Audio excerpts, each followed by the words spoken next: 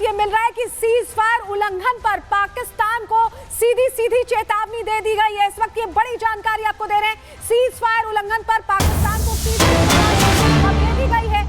आपको बताएं, पाकिस्तान लगातार पिछले कुछ दिनों से, जब से ये पहलगाम की घटना हुई है, बॉर्डर इलाकों में सीज फायर उल्लंघन कर रहा है और इस बीच बॉर्डर पर तत्काल फायरिंग रोके पाकिस्तान। ये भारत ने बिल्कुल क्लियर मैसेज, क्लियर चेतावनी दे दी है, क्योंकि लगातार ऐसा हो रहा है। दोनों देशों के डीजीएमओ के बीच हॉटलाइन पर यह बातचीत हुई है। भारत ने क्लियर कर दिया है कि तत्काल सीज फायर पर जिस तरह से उल्लंघन हो रहा है उसे रोके पाकिस्तान, नहीं तो क्या नतीजा होगा। पाकिस्तान वैसे ही घबराया हुआ है और इस बीच जिस तरह का उल्लंघन हो रहा है उस पर कड़ी चेतावनी भारत ने दी। हमारे सहयोगी सुमित हमारे साथ जुड़े हैं। सुमित, जिस तरह से हम देख रहे थे बार बार सीज फायर का उल्लंघन हो रहा था, लेकिन भारत ने अब हॉटलाइन पर बात भी कर ली है और बता दिया है कि अब रोकना होगा, नहीं तो तैयार रहें।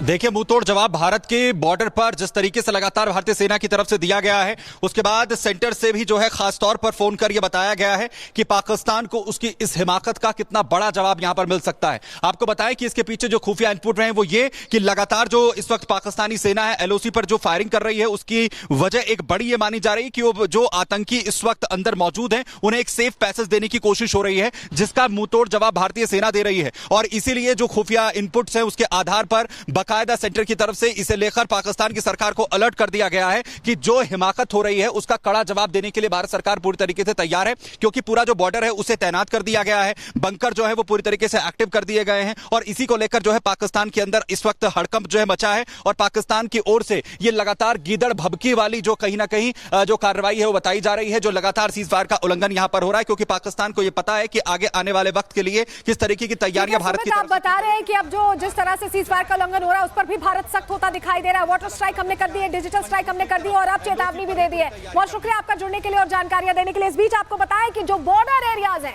जहां पहले बंकर हुआ करते थे और इनएक्टिव थे, अब उन्हें एक्टिव किया जाने लगा। और सिर्फ एलओसी पर ऐसा नहीं हो रहा कि सिर्फ पहलगाम वाले इलाके में, श्रीनगर में ऐसा हो रहा, जैसलमेर बॉर्डर पर भी बंकर से एक्टिव हो गए। वैभव की रिपोर्ट देखिए। ये वो तमाम बंकर हैं जिन बंकरों को बिल्डअप किया गया है और इन बंकरों को दोबारा से अब रिस्टार्ट किए जाने की पूरी कवायद जो है वो शुरू कर दी गई है।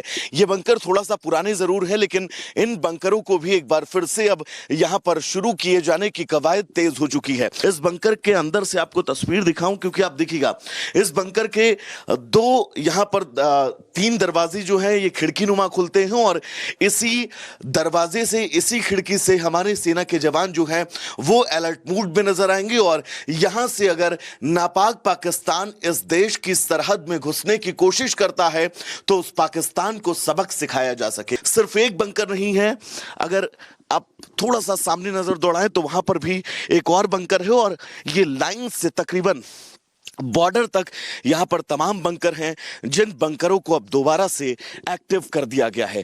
लोहे की मोटी चादर से बने ये बंकर काफी मजबूत और हर मौसम में टिकाऊ हैं। हालांकि टेम्परेचर जो है वो इस बंकर के अंदर बाहर की अपेक्षा बहुत ज्यादा है, लेकिन इन तमाम चुनौतियों के बावजूद भी हमारी देश की सेना पूरी तरह से मुस्तैद और तैयार है। कर रहे तो जो संगठन है ये खतरनाक है, आम लोग इससे ना जुड़े, इनके बहकावे में ना आए। इस तरीके के कुछ पोस्टर्स अवंतीपुरा में लगाए गए हैं, बाकायदे अनाउंसमेंट की गई पुलिस की ओर से, लोगों से अपील की गई। कुछ नौजवानों ने उन पोस्टर्स को फाड़ भी दिया बाद में, लेकिन कुछ लोगों ने देखा भी और उन्होंने कहा भी कि दरअसल इन संगठन से हमारा कोई लेना देना नहीं है, लेकिन पुलिस की ओर से अपील की गई है, चस्पा किया गया नोटिस तो हम बड़े गौर से सुन रहे हैं, बाकी हमारे से कोई लेना देना नहीं है। तो एक तरीके से जो छोटे छोटे संगठन है यहाँ पे एक्टिव, उनका हवाला दे करके यहाँ के नौजवानों को फुसलाया जाता है, बहकाया जाता है। ऐसे में पुलिस की जो नजर है वो ऐसे लोगों पर भी है, ऐसे संगठनों पर भी है जो आम लोगों को बरगलाते हैं, फुसलाते हैं ऐसे पोस्टर्स के जरिए और उन्हें अट्रैक्ट करते हैं अपने कामकाज को लेकर के इस्तेमाल करने के लिए।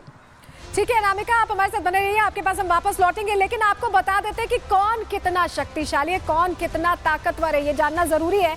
जानकारी आपके सामने रख रहे हैं क्योंकि देखिए भारत के पास 14.55 लाख सक्रिय सैनिक हैं भारत में, लेकिन पाकिस्तान में 6.54 सक्रिय सैनिक। आप समझ रहे हैं कितना अंतर है यहाँ पर। वहीं अगर रिजर्व सैनिकों की बात करें तो 11.55 लाख रिजर्व सैनिक भारत के पास है, पाकिस्तान के पास महज 5 लाख रिजर्व सैनिक है। वहीं भारत के पास पैरामिलिट्री सैनिकों की अगर बात करें तो 25.27 लाख हैं, पाकिस्तान के पास महज 5 लाख सैनिक हैं। अगर बख्तरबंद गाड़ियों की बात हम करें तो 1.48 लाख बख्तरबंद वाहन भारत के पास है, पाकिस्तान के पास महज 17,000 वाहन ही हैं ऐसे। अगर हम बात करें टैंक्स की तो 4,201 टैंक्स भारत के पास है, पाकिस्तान के पास 2,627 टैंक्स ही हैं। तो ये आर्टिलरी का भी एक कंपैरिजन आपको दिखा दे रहे हैं। भारत के पास 4,075 आर्टिलरीज हैं, वहीं पाकिस्तान के पास 3,291। और ये हम आपको जो डेटा दे रहे हैं ये ग्लोबल फायर पावर इंडेक्स में कौन कितना मजबूत है ये बता रहे हैं। और ये जो इंडेक्स है ग्लोबल फायर पावर इंडेक्स जो है ये इसी साल अभी जारी किया गया है, पूरी लिस्ट जारी की गई है, 145 देशों की ये लिस्ट है जो जारी की गई है। और आपको ये भी बताएं कि ये लिस्ट जो जारी की गई है इसमें भारत चौथे नंबर पर है। वहीं अगर बात करें पाकिस्तान की तो वो 8वें नंबर पर है, पाकिस्तान 8वें नंबर पर है।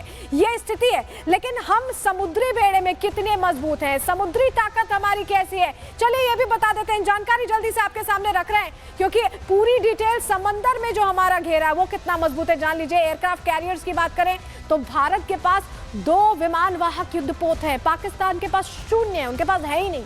वहीं पनडुब्बियों की बात करें तो भारत के पास 18 पनडुब्बियां हैं, पाकिस्तान के पास 8 पनडुब्बियां हैं। ये स्थिति है। अगर हम भारत की डिस्ट्रॉयर्स की बात कर लें तो 13 डिस्ट्रॉयर्स हैं भारत के पास और वहीं पाकिस्तान के पास 0 डिस्ट्रॉयर्स हैं। ये स्थिति है उनकी। अगर हम बात करें फ्रिगेट युद्धपोतों की तो भी भारत का पलड़ा भारी। आप देखिए 14 हैं भारत के पास, वहीं पाकिस्तान के पास महज 9 हैं। समंदर में हमारी ताकत कितनी है आप समझिए। 18 कॉर्वेट युद्धपोत भारत के पास है, पाकिस्तान के पास हमसे आधे 9 युद्धपोत हैं, कॉर्वेट युद्धपोत। ये स्थिति समंदर में है। लेकिन सिर्फ समंदर की ताकत की बात नहीं है, हमारी एयरफोर्स भी पूरी तरह से मजबूत है, पूरी तरह से मजबूत है। और हमारी जो एयरफोर्स की ताकत है वो भी बहुत बेहतर है अगर हम कंपेयर करें। यूं ही नहीं कह रहे। चलिए डिटेल आपको दे देते हैं, जानकारी चलिए जल्दी से आपके सामने रखते हैं, आपको बताते हैं। भारत की अगर बात करें तो फाइटर एयरक्राफ्ट 513 हैं, वहीं पाकिस्तान के पास 328 फाइटर एयरक्राफ्ट हैं। फर्क देख रहे हैं आप। भारत में डेडिकेटेड अटैक 130 करने लायक एयरक्राफ्ट हैं, वहीं पाकिस्तान में सिर्फ 90 है। आगे बढ़ते हैं, अगली जानकारी आपको दें। ट्रांसपोर्ट एयरक्राफ्ट की अगर बात करें तो 270 भारत के पास है, पाकिस्तान के पास 64 है। तो ये जानकारी आपको हम दे रहे हैं। लेकिन इस बीच एक और बड़ी खबर आपको बताएं, बड़ा अपडेट ये मिल रहा है कि सीज फायर उल्लंघन पर पाकिस्तान को सीधी चेतावनी दे दी गई है। इस वक्त ये बड़ी जानकारी आपको दे रहे हैं, सीज फायर उल्लंघन पर पाकिस्तान को सीधी चेतावनी दे दी गई है।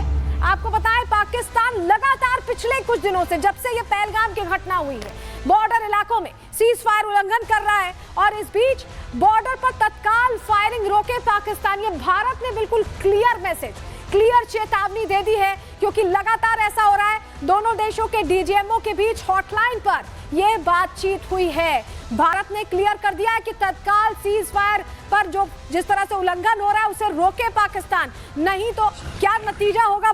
पाकिस्तान वैसे ही घबराया हुआ है और इस बीच जिस तरह का उल्लंघन हो रहा है उस पर कड़ी चेतावनी भारत ने दी। हमारे सहयोगी सुमित हमारे साथ जुड़े हैं। सुमित, जिस तरह से हम देख रहे थे बार बार सीज फायर का उल्लंघन हो रहा था, लेकिन भारत ने अब हॉटलाइन पर बात भी कर ली है और बता दिया है